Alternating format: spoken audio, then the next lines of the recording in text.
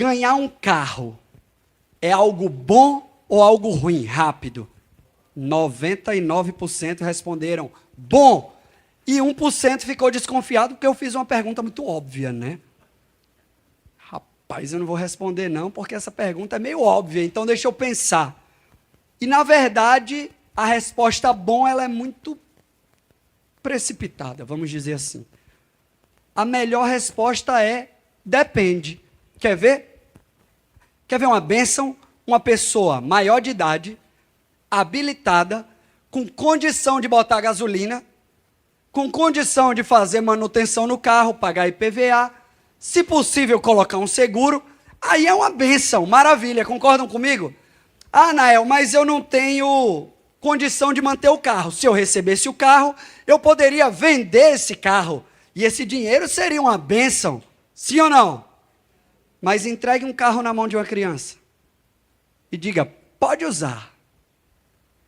Entregue um carro na mão de um adolescente de 16 anos, que já acha que é adulto. 16 já é adulto, o cara já diz, não, eu sei o que eu faço. Eu quero até namorar. Lá na igreja pode não, viu? Sou líder de adolescentes. Enquanto estiver comigo, não namora de jeito nenhum. Mas você deve estar pensando assim comigo, Nael, eu acho que você está forçando a barra. Uma criança pegar um carro para dirigir, então eu vou transportar você para meados dos anos 90. Estava lá um filho de um pastor e o filho de um diácono, esperando aquelas reuniões infindáveis, assembleia de igrejas batistas. Quem é desse tempo? Levanta a mão aí, só para eu... Quem era crente já em 1990 e alguma coisa? Meu Deus, vocês participaram daquilo. Eu era criança. As assembleias não terminavam. O povo brigava, nem parecia crente. Eu estou mentindo? Era 3 horas de assembleia para decidir se pintava a parede de cinza ou de branco. Meu Deus do céu. E aí aquele filho de pastor com 10 anos e o filho do diácono com 8 anos estavam num belo Del Rey, que em 90 e pouco um carro com som era um negócio fantástico. Ouvindo música, falando de metafísica e teologia, como é típico de crianças de 8 e 10 anos, né? Claro que não. E aí o filho do diácono olhou assim, como um bom natalense, e disse assim, boy, tu sabe dirigir? Aí o filho do pastor disse assim, rapaz, eu sei, só não sei passar marcha. Bora dar uma volta no quarteirão? Bora. Imagine aquele Del Rey, já engatado na primeira, gritando e fumaçando o quarteirão inteiro. E lá vai, quando dobra o quarteirão, quem estava na porta da igreja esperando? O pastor e o diácono. Cada um com seu cinturão na mão. Essa brincadeirinha poderia ter se tornado uma desgraça, né? Imagine aquele menino de 10 anos atropelando uma pessoa e levando ela a óbito. Imagine ela batendo em outro carro e ela mesma se acidentando. Batendo num muro e quantas outras possibilidades. Então, receber um carro pode não ser uma bênção. Depende. Depende do tempo. Depende do tempo.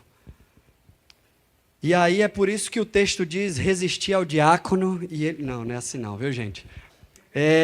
O filho do pastor era eu. 10 anos. Joás do meu lado, era da idade de Silvinha, né? Nasceram no mesmo ano. E a gente quase causou uma desgraça. E eu também posso contar a história de um pastor recém-casado, saindo do seminário, morando em Manaus, numa cidade enorme. Ele andava 1 hora para poder ir para a parada de ônibus e pegar ônibus para poder desenvolver suas atividades na igreja. E ele orando por um carro, meu Deus, eu preciso de um carro, meu Deus, eu preciso de um carro. Sua mulher é uma mulher de oração, de fé, né, tia Marta? E Deus não dava o carro. Meu Deus, a gente já teve tantas respostas. justamente sobre isso, não tenho carro. E aí, do nada, aquela esposa de pastor, muito sagaz, perguntou: Neto, tu tem carteira de motorista? Tem ou não? Como é que tu está orando, pedindo para Deus te dar um carro? As coisas com Deus funcionam de forma correta. Deus não vai dar um carro para quem não tem habilitação. Deus não vai nos dar algo que nós não temos a competência para executar, principalmente quando isso viola alguma lei. Alguma lei. Deus tem seus tempos, Deus tem suas formas de trabalhar. E para todas as coisas ele estabelece um tempo, não é isso? Eu queria que você abrisse comigo em Eclesiastes 3. Eu vou ler o verso 1, 4 e 8. A minha versão é NAA.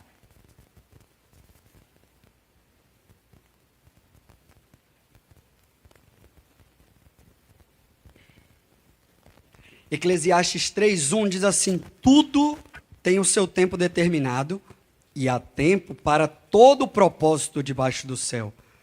Verso 4: tempo de chorar e tempo de rir, tempo de prantear e tempo de saltar de alegria. Pule lá para o verso 8, o finalzinho diz assim, que o ser humano não conhece o seu tempo determinado. O título da série que o Senhor falou ao meu coração é Zemã. Talvez essa não seja uma palavra tão comum, ela é uma palavra que vem do texto hebraico, certo? E ela aparece mais 3 vezes na Bíblia. A primeira, quando Neemias vai conversar com o rei pedindo para ir reconstruir Jerusalém. E aí o rei pergunta qual é o Zemã do seu retorno. E as outras 2 é quando Esté estabelece a festa de Purim, uma festa de comemoração que o povo hebreu superou aquele domínio persa naquele momento. E o nosso saudoso pastor Russell Shedd tem uma frase muito emblemática sobre isso. Ele diz que a sabedoria da vida consiste em discernir este Zemã, consiste em discernir o momento certo de cada coisa. Se você observar no livro de Eclesiastes, você for folheando ele, você vai lendo aos pouquinhos, vai ver que o Correlê, ou o pregador, ele buscou o sentido da vida nas riquezas, na fama, no status, no trabalho, nos prazeres, nas mulheres, e ele disse que tudo era vaidade, tudo era como correr atrás do tempo, porque ele precisava entender o Zemã. O Zemã. E aí eu vou dizer uma palavra que talvez você esteja mais habituado, que é essa palavra na Septuaginta, que é a tradução grega do Velho Testamento, né? Que é o Kairos, o tempo de Deus para as coisas.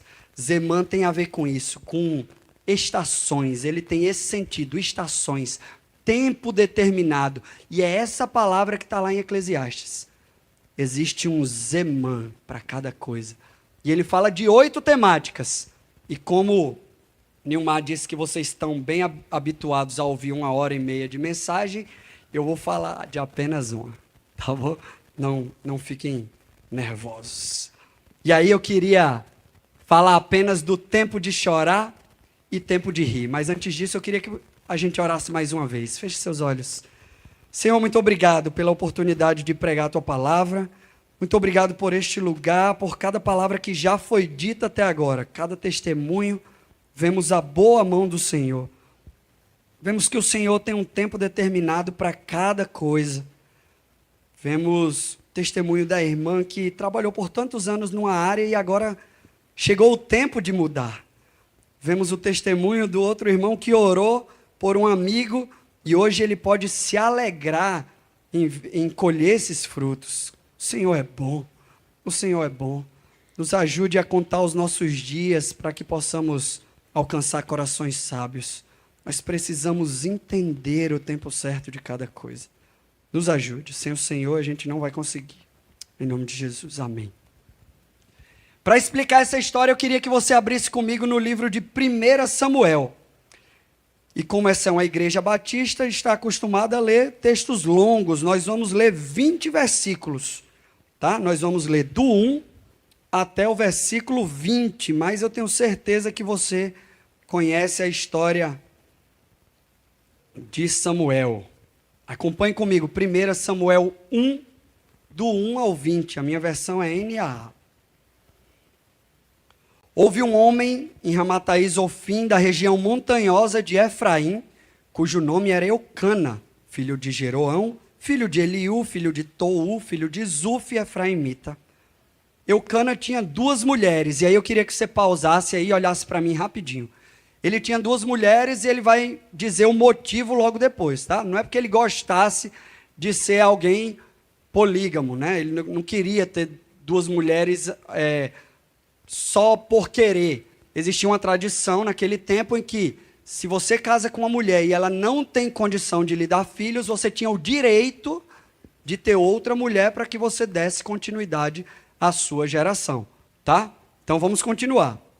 Eucana tinha 2 mulheres, uma se chamava Ana e a outra se chamava Penina. Penina tinha filhos, Ana, porém, não tinha. Todos os anos, esse homem ia da sua cidade para adorar e sacrificar o Senhor dos Exércitos em Siló, onde Hófine e Finéias, os 2 filhos de Eli, eram sacerdotes do Senhor. No dia em que Eucana oferecia o seu sacrifício, ele dava porções deste a Penina, sua mulher, e a todos os seus filhos e filhas. Fique atento para que Penina tinha filhos e filhas. A Ana, porém, dava uma porção dobrada, porque ele a amava, mesmo que o Senhor a tivesse deixado estéril. Penina, sua rival, a provocava excessivamente para a irritar, porque o Senhor a tinha deixado sem filhos. Isso acontecia ano após ano. Todas as vezes que Ana ia à casa do Senhor, a outra irritava. Por isso Ana se punha a chorar e não comia nada. Então Eucana, seu marido, lhe disse: Ana, por que você está chorando? E por que não quer comer? E por que está tão triste? Será que eu não sou melhor para você do que 10 filhos? Certa vez, versículo 9, após terem comido e bebido em Siló, Ana se levantou quando o sacerdote Eli estava sentado na sua cadeira junto a um pilar do templo do Senhor. E Ana, com amargura de alma, orou ao Senhor e chorou muito. Ela fez um voto dizendo: Senhor dos exércitos, se de fato olhares para a aflição da tua serva e te lembrares de mim, e não te esqueceres da tua serva e lhe deres um filho homem, eu o dedicarei ao Senhor por todos os dias da sua vida, e sobre a cabeça dele não passará navalha. Ana continuou a orar diante do Senhor, e o sacerdote Eli começou a observar o movimento dos lábios dela, porque Ana só falava em seu coração. Os lábios se moviam, porém não se ouvia voz nenhuma. Por isso ele pensou que ela estava embriagada. Ele disse: até quando você vai ficar embriagada? Trate de ficar longe do vinho.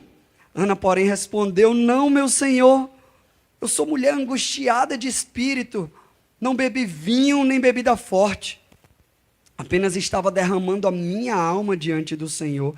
Não pense que esta sua serva é ímpia.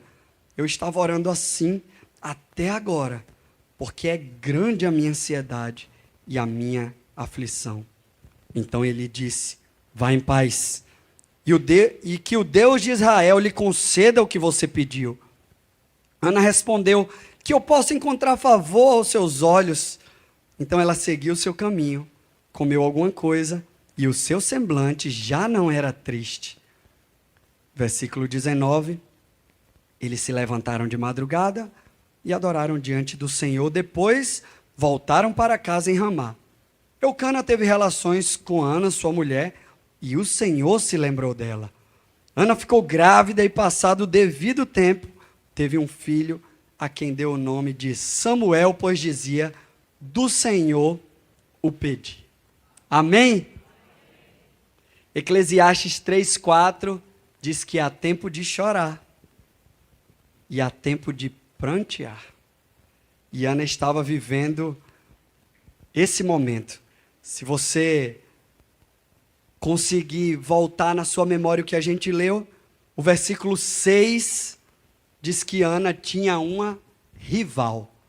Pense comigo, já é difícil viver sem inimigos constituídos na nossa vida. Inimigos assim, que a pessoa diz, eu sou seu inimigo. Eu acredito que os cristãos devam ter alguns, mas a maioria das pessoas não tem inimigos que se declarem inimigos. Tem aquele povo que torce para você cair, né? Aí você cai, a pessoa vibra, mas ela não vibra na sua frente. É um inimigo velado. Já é difícil viver assim.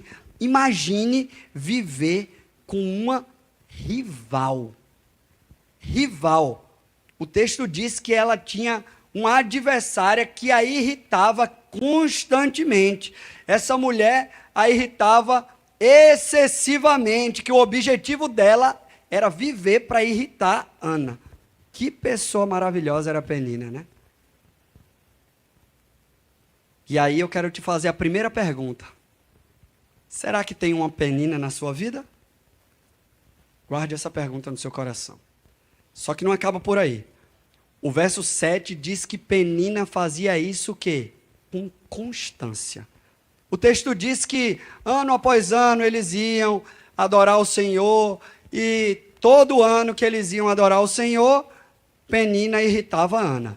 E diz também que Penina tinha filhos e filhas, plural. Então eu entendo que no mínimo tinham 2 meninos e 2 meninas, no mínimo. Gestação, aquele períodozinho que não dá para engravidar, aí outra gestação, 5 aninhos. No mínimo, 5 aninhos. Tendo uma rival, provocando todo santo dia. O objetivo dela era irritar a Ana, está lá no texto. Ela fazia isso para irritar a Ana. Ela tinha prazer nisso. E aí eu te faço a segunda pergunta. Será que tem alguém que tem prazer em estar te irritando? Você olha para a pessoa e diz, essa pessoa tem prazer em me tirar do sério. Guarda essa pergunta também. Só que não para por aí. Não é a vida de Joseph Klimber, tá? Para quem conhece, mas tá quase lá. A pessoa que deveria entrar em sua defesa, está lá no verso 8. A pessoa que amava Ana, que dava porções dobradas para ela, na hora que ela estava triste, chorosa, disse que ela estava ali, triste, sendo irritada e chorando, sem vontade de comer. Aí a pessoa diz, por que tu não quer comer? E por que você está assim? E porque tem coisa pior do que você estar triste ou irritado e alguém, ei, por que tu está assim, hein? Ei, que bico é esse, hein? Por que tu está chorando, hein? Porque tem coisa pior. Eucana fez 3 perguntas seguidas. Por que isso? Por que isso? Por que tu não quer comer? Por que tu... 3 perguntas seguidas, meus irmãos. 3 perguntas seguidas. E o pior, a solução que ele deu não era a solução que Ana queria. O que é que Ana queria? Filhos. Aí ó, a solução que o cara que deveria defender ela disse, e eu não sou melhor para você do que 10 filhos? Rapaz, que autoestima boa da peste. Eu queria essa autoestima de Eucana, viu? Eu não sou melhor para você do que 10 filhos. Resolveu o problema dela? Não resolveu. Aí, para fechar o caixão, como a gente diz aqui no Nordeste, o homem de Deus, a última esperança de Ana, diz assim, larga esse vinho, larga essa cachaça, mulher, está embriagada aí, está bêbada, 1h da manhã. A última esperança de Ana. E aí eu não tenho como não perceber que isso é uma injustiça, né? Ana estava o quê? Orando ao Senhor. Ana estava entregando o seu coração a Deus. E aí o homem de Deus diz que ela está embriagada. E eu te faço uma outra pergunta, para você guardar no seu coração, até o fim da mensagem. Você tem sofrido injustiça? Você tem sofrido injustiça? Quanto sofrimento, hein? Quanto sofrimento. Era o Zemã, era a estação de Ana de chorar. O texto de Eclesiastes diz que há tempo de chorar e tempo de prantear. Você concorda comigo que no português básico, chorar é uma coisa e prantear é outra, né? No termo original, um é barrar e outro é safed. Barrar é aquele choro contido. Aquele choro que a gente... Sabe quando a gente não aguenta mais e a gente vai lá, se tranca num quarto e se entrega, é esse choro. Safed já era um choro mais explosivo. A cultura oriental tinha como tradição, quando você tinha uma desgraça muito grande, quando uma desgraça muito grande tinha acontecido, aí eles arrancavam os cabelos, rasgavam as roupas, jogavam areia para cima, jogavam pó no corpo. Isso é safed, prantear. Isso está mais associado a uma desgraça muito grande. Barrar, esse é o termo que 1 Samuel usou e que Eclesiastes também usa. É aquele choro: Deus, eu estou te entregando aqui, eu não aguento mais. É aquele choro de entrega. E todas as vezes que 1 Samuel fala sobre Ana, ele usa esse termo, só que essa tristeza de Ana gerou nela uma deturpação da autoimagem dela. Se você olhar o verso 10, vocês podem projetar o verso 10? 1 Samuel 1:10. Ó, na versão NAA, você consegue? E com amargura de alma, diz que ela estava com amargura de alma e orou ao Senhor. O verso 11, coloca aí também, o 11. Verso 11 diz que ela estava em aflição. Se de fato olhares para a aflição da tua serva, ela estava em aflição. Até aí tudo bem. Até aí é um momento transitório. Eu estou angustiado. Eu estou com amargura de alma. Eu estou chorando. Só que a partir do verso 15, ela começa a usar outro verbo. Veja aí comigo o verso 15. Diz assim: não, meu Senhor, eu o quê? Sou mulher angustiada. Opa! Veja aí o verso 16. Não tenha, pois, tua serva por filha de Belial, porque pelo excesso da minha ansiedade e minha aflição é que tenho falado até agora. Ela diz que era grande a ansiedade e a aflição. Deixou de estar para ser. Vocês concordam comigo que estar é uma situação temporária, né? Quando eu digo que eu estou passando por algum problema, eu entendo que esse problema teve início, deve estar no meio e vai ter um fim. Sim ou não? Mas quando eu sou, é diferente. E o sofrimento tem esse poder de querer deturpar a nossa autoimagem. O sofrimento, ele mostra a sua carranca, mostrando apenas o pior lado das coisas. Geralmente, quem está em sofrimento não consegue ver uma saída, porque o sofrimento só apresenta o pior lado do cenário. E era assim que Ana estava. O Zemã dela era de sofrimento. Só que, por definição, Zemã é o quê? Um tempo determinado. Um tempo determinado. É como as estações do ano. E a gente sabe que não é inverno para sempre. Amém? Não é inverno para sempre. E como Deus é especialista em mudar a nossa autoimagem, Ele tira essa deturpação, tira o nosso óculos de rejeição, tira o nosso óculos de sofrimento e Ele diz: ei, peraí, deixa eu ver agora como eu enxergo você. E aí a gente pode ver no versículo 10, uma das formas que Deus enxerga a Ana é que ela era uma mulher de oração.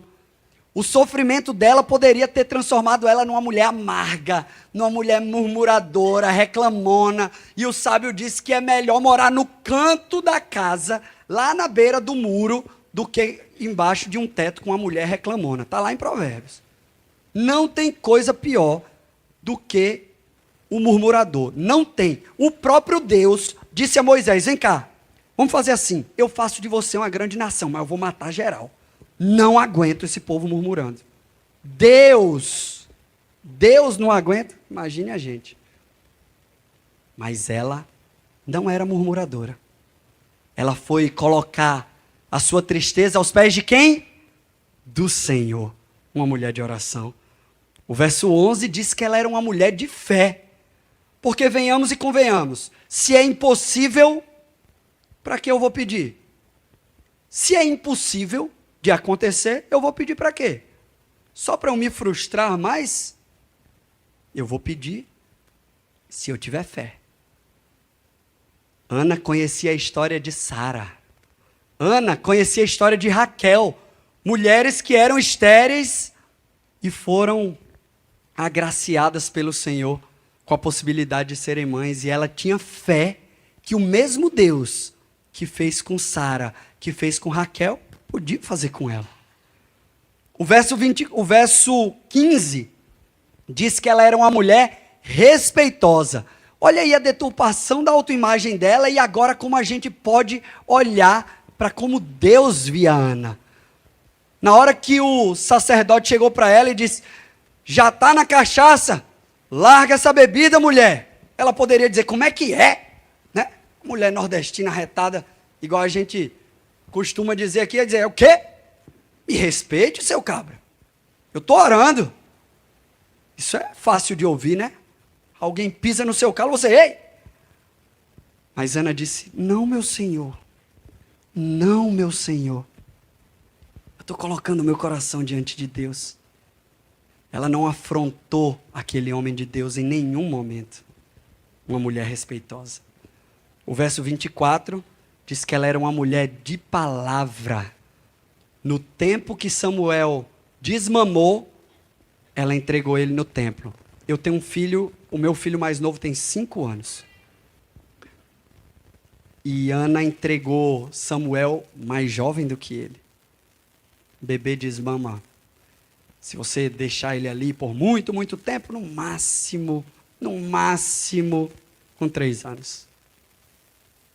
Ela pegou seu filhinho de 3 anos, o único que ela tinha, tá? E ela entregou no templo para encontrar com ele de ano em ano. De ano em ano. Será que você conseguiria manter sua palavra? Seu voto? Ana manteve. Era uma mulher de palavra. O texto diz que Ana era uma mulher grata. Se você virar a página, no capítulo 2, versículo 1, mostra a oração de Ana agradecendo as dádivas vindas de Deus. No versículo 2 do capítulo 2, mostra que ela era uma adoradora quebrantada. O seu coração não ficou em Samuel. E eu não sei se você concorda comigo, mas quando a gente recebe um milagre, geralmente a gente supervaloriza aquele milagre. Aqui, Samuel tinha tudo para ser o reizinho da casa. Tudo. Mas Ana, não. Eu não vou adorar a criança. Eu não vou adorar o milagre. Eu vou adorar aquele que concedeu o milagre. E a Bíblia diz que Deus não rejeita um coração quebrantado. Era assim que Deus via Ana. Nem ela mesma se via assim. Talvez nessa noite você está tendo uma deturpação da sua autoimagem por causa do sofrimento. Mas não é assim que Deus te vê. Deus tem outros olhos. A Bíblia diz que o choro pode durar uma noite, mas o quê? A alegria vem pela manhã. E acabou o Zemã de Ana de chorar. Samuel chegou, do Senhor o recebi, e eu não sei se você, como eu, teve o privilégio de ter filhos, mas todos somos filhos, né? Então, a gente sabe, a gente pergunta para os nossos pais, pai, qual seria a sua maior alegria? Se alguém dissesse assim, qual seria a sua maior alegria? Eu tenho certeza que a grande maioria ia dizer, meu filho, vê você bem. Vê você bem. Vê você com um emprego que consiga lhe sustentar nos caminhos do Senhor. Vê você bem casado. Vê você com bons amigos. A felicidade do pai é ver o sucesso do filho. Você concorda comigo? E veja aqui, acabou o Zemã de choro de Ana, entrou um novo Zemã. E olha o homem que Samuel se tornou. Se você virar uma página, você faz isso em casa, leia o capítulo 2, só o 2. Você vai ver que enquanto os filhos de Eli, o sacerdote, que eram sacerdotes naquele lugar, Hofni e Finéias, a Bíblia diz que eles eram vadios e causadores de problemas. Enquanto eles eram assim, Samuel entregava ao povo o que Deus falava desde criança. Enquanto Hofni e Finéias eram sacerdotes que não se importavam com Deus, o texto diz isso claramente, não se importavam com Deus. Samuel ministrava ao povo desde menino, enquanto Hofni e Finéias eram filhos de Belial. Samuel era filho da promessa. Enquanto Hofni e Finéias usavam as portas do templo, os espaços do templo para fazer orgias, Samuel usava o templo para ouvir ao Senhor, ouvir o seu chamado, para ouvir aquilo que o Senhor tinha para ele. Enquanto Hofni e Finéias eram orgulhosos e não ouviam a voz do seu próprio pai, que era o sacerdote da época, Samuel ia lá em Eli e dizia: qual é o conselho que o Senhor tem? Vá lá, meu filho, volte para sua cama e diga: fala, Senhor, que teu servo ouve. Samuel ouvia a Eli. Enquanto Hofni e Finéias eram mal falados por todo o povo, o texto diz que Samuel tinha a admiração de todos. Imagine você, um adulto, formado, com a sua profissão, trabalhando, olhando para uma criança e dizendo assim: meu Deus, eu queria ser como aquele menino. Isso é admiração. É quando você quer estar no lugar do outro. Os adultos, os homens, os guerreiros, os valentes olhavam para o menino Samuel e diziam: eu quero ser como aquele garoto. Ele tinha admiração de todos os homens. Enquanto Hofni e Finéias perderam a arca do Senhor numa batalha para os filisteus, a Bíblia diz que Samuel nunca perdeu sequer uma batalha enquanto líder do povo de Israel. Uma. Vencedor. E enquanto Hofni e Finéias morreram sem deixar nenhum legado, nenhum, Samuel se tornou o mais relevante e mais importante juiz do povo de Israel. Que baita alegria para aquela mãe, hein? O tempo do choro acabou. As noites passaram e o dia raiou. E tem mais. Esse é o nosso Deus de obras completas, não é assim? Tem uma música nova que diz isso. O Deus de obras completas. Ele não deixa nada inacabado. Ana queria filhos, mas o primeiro filho dela, ela dedicou ao Senhor. A continuação do texto diz que Ana ainda teve mais 3 filhos e 2 filhas. Eita glória, é assim que Deus faz. O Zemã tinha mudado, passou de chorar, chegou o tempo de sorrir. Ana viveu isso. Você e eu podemos viver isso hoje. Sabe por quê? Porque Deus não muda. Porque Deus não muda. Um dos seus atributos é que ele é imutável. O texto de Eclesiastes diz que primeiro vem o tempo de chorar, para depois vir o tempo de sorrir. E isso me leva diretamente para a obra de salvação de Jesus Cristo. Nós estávamos caminhando para o rumo do inferno, nós estávamos caminhando numa vida de pecado, era tempo de chorar, tempo de prantear, porque o nosso futuro é eterno. Eu não sei se você tem a noção, a dimensão, se você já parou para pensar o que é eternidade. Meu irmão, 100 anos não é nada. Um dos teólogos, eu não vou lembrar agora qual foi, disse: você quer saber o que é eternidade? Pense num passarinho tirando o Everest de grão em grão, depois trazendo de novo, e fazendo isso 100 vezes. Isso ainda não é eternidade. E a gente troca a eternidade por 100 anos? Alguém tem 100 anos aqui? 90? 98? 98. Pronto. 98. 98 anos. É o máximo. Está aqui. Vai viver mais uns 50? 150. 40. Maravilha. 140. A gente troca esse curto tempo pela eternidade. Mas aprove ao Senhor dizer: ei, acabou o tempo de chorar.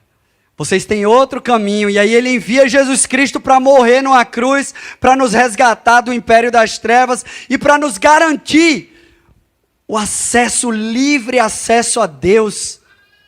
E aí, Apocalipse 21:4 diz assim que Deus enxugará dos olhos toda lágrima, e lá não existirá mais morte, nem luto, nem pranto, nem dor, porque as primeiras coisas, esse zemã de chorar aí, já passou. Mesmo que toda a sua vida seja de dificuldade, de sofrimento, de luta, de trauma, toda a sua vida, os 140 anos, mesmo que seja toda, esse zemã vai passar. Vai passar, porque ele nos garantiu através da morte dele que teríamos uma eternidade junto ao Pai.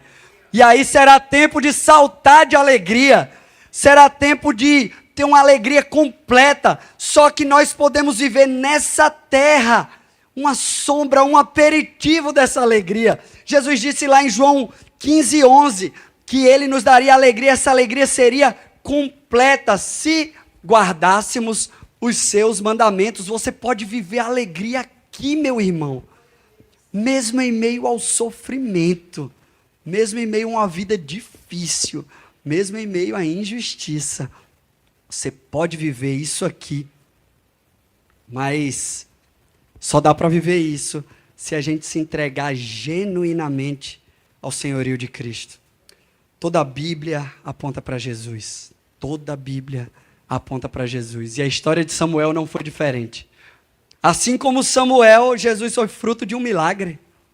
Assim como Samuel, Jesus veio tirar os falsos sacerdotes, os Hófines e Finéias, e estabelecer um novo tempo de adoração genuína a Deus. Assim como Samuel, Jesus ouvia a voz do Pai e ensinava. Assim como Samuel ministrava desde criança. Mas diferente de Samuel, somente Jesus é o caminho, a verdade e a vida. E nada do que você fizer que não seja pela fé, através da obra redentora de Jesus, vai te levar para essa alegria eterna, para esse zemã de saltar de alegria, na verdade. Porque tudo é para Ele, tudo pertence a Ele, para Ele. Amém? E aí, baseado no que você ouviu hoje, eu queria te convidar a apresentar diante do Senhor as suas necessidades.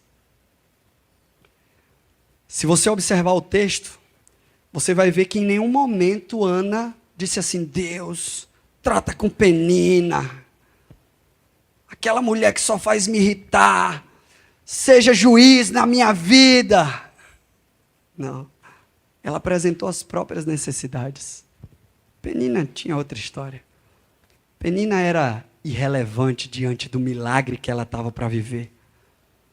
Mas Ana apresentou suas necessidades ao Senhor. Você tem sonhos? Você precisa que Deus realize algo na tua vida que você mesmo não pode realizar? Se sim, eu gostaria de fazer dois convites. O primeiro deles é para você que precisa de um milagre que somente o Senhor. Não é conseguir um emprego, não, porque o emprego Deus te capacitou com inteligência. Se você for diligente, acordar cedo, se capacitar, você vai conseguir um emprego. Isso é algo possível. Eu estou falando de coisas impossíveis. Se você tem algo impossível na tua vida, que somente o Senhor pode fazer, e você tem fé para isso, eu queria que você se colocasse de pé. Queria chamar o pastor Nilmar. Eu vou fazer mais 4 perguntas e à medida que você for respondendo sim, pode ficar de pé. Será que alguém se colocou como inimigo na sua vida e vive para te irritar, vive para acabar com a sua vida? Se sim, fique de pé também. Se aquela pessoa que precisava te defender, que você esperava mais amor, mais cuidado, é a pessoa que não está fazendo isso, apresente isso ao Senhor. Você tem sofrido injustiça? Fique de pé. Eu queria, nesse momento, que você tirasse um tempo para apresentar isso, o motivo pelo qual você ficou de pé. Apresente isso agora diante do Senhor. Faça isso, use esse tempo. Enquanto você ora, eu queria fazer o segundo convite. Se você entrou aqui pela primeira vez e nunca ouviu a mensagem do Evangelho, e como aquele garoto do testemunho que a gente ouviu, sentiu que Jesus falou ao seu coração e você precisa, você não consegue viver mais sem Ele. Se você deseja entregar sua vida a Jesus pela primeira vez, ou se você quer voltar para os caminhos do Senhor, aí eu queria que você viesse aqui na frente, para que essa igreja se alegre com você e para que você fale diante dos homens, dos anjos e dos demônios, que você não se envergonha do nome de Cristo. Se tiver alguém, pode vir até aqui. O coração do homem pode fazer planos, mas a resposta certa vem dos lábios do Senhor. Você tem fé? Você acredita que isso é possível? Então, apresente isso diante do Senhor. Pastor Nilmar, ore pela sua igreja, em nome de Jesus. Senhor, aqui estão os corações apresentados no teu altar, Senhor. Corações contritos. O Senhor falou que o Senhor não rejeitaria um coração quebrantado. Cada um tem o seu motivo de oração, e isso aqui não é coincidência. O Senhor colocou no coração de Nael uma condução que eu creio vir do Espírito Santo. Os teus planos não podem ser frustrados, Senhor. Tua palavra não volta vazia. A gente está olhando para o exemplo de Ana e enxergando a possibilidade no Senhor para quem nada é impossível. Eu quero crer que em pouco tempo, nós vamos escutar testemunhos poderosos do que está acontecendo agora mesmo no Reino Celestial, Senhor. Creio que o Senhor está dando ordens aos teus anjos ministradores a serviço do teu povo, diz Hebreus. Muito obrigado, Senhor. Já quero te agradecer pela tua resposta. Isso é para a tua glória, para que o teu nome seja exaltado e para que a história continue sendo exposta. Não somente as histórias que foram gravadas na Bíblia, mas as histórias que estão sendo gravadas nos nossos corações. E para o mundo ver, olhando para nós, que o Senhor ainda faz, o Senhor mesmo ontem, hoje, será para sempre. Muito obrigado, Senhor, muito obrigado. Que em pouco tempo pessoas subam aqui para testemunhar a partir do que está acontecendo aqui. O Senhor está ouvindo clamores. O Senhor está ouvindo, os teus ouvidos estariam inclinados a esta casa, é a tua promessa, para ouvir a oração que é feita neste lugar, de um coração contrito, com fé, um coração que confia no Senhor, que sabe que o Senhor tem muito mais do que o ouvido ouviu, do que os olhos viram. O Senhor tem preparado para aqueles que esperam em Ti, que Te amam, que confiam no Senhor. Muito obrigado por essas palavras poderosas que foram ministradas aqui nesse púlpito nesta noite. Continua abençoando o ministério de Nael poderosamente junto com a família dele. Que o filho dele chegue com saúde, Senhor. Que traga felicidade à casa dele, que a família dele esteja sempre nos teus altares. Que Nael continue sendo esse veículo, Senhor, da tua paz, do conserto, da esperança que existe no Senhor. A salvação no Senhor. Em nome de Jesus, a igreja diz amém. Valeu, Nael. Deus te abençoe. Pode sentar. queria usar mais 2 minutos, porque eu comecei contando histórias da minha vida. E aí eu queria chamar minha esposa aqui.